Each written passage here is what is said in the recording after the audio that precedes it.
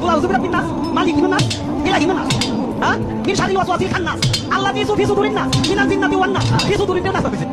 এই বেঈমান আবুল সরকার নামে যেই বেঈমান, যেই মুশরিক আল্লাহকে বিদ্রুপ করেছে, এর ফাঁসি, এর ন্যায্য বিচার, এর রাষ্ট্রীয় বিচার বাংলার জমিনে হতেই হবে। এটা আল্লাহ বলছে কোরআনে নাকি বারবার কুল আউযু বিরাব্বিন নাস মালিকিন নাস ইলাহিন নাস। আল্লাহ বলছে বারবার শুধু নাস, শুধু নাস, শুধু নাস। এই আসমান সৃষ্টির পর থেকে পৃথিবীর প্রথম মানুষ থেকে আজকে পর্যন্ত পৃথিবীতে বহু মানুষ বহু কুফরি করছে, শিরিক করছে, আল্লাহ তাআলার হুকুমের নাফরমানি করছে।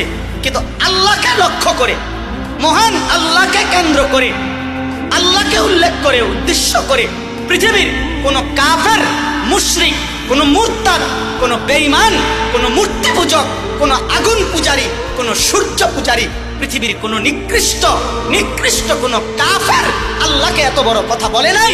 এই মানিকগঞ্জের আবুল সরকার নামে ওই বাউল বেঈমান আল্লাহকে যে পরিমাণ কথা বলেছে।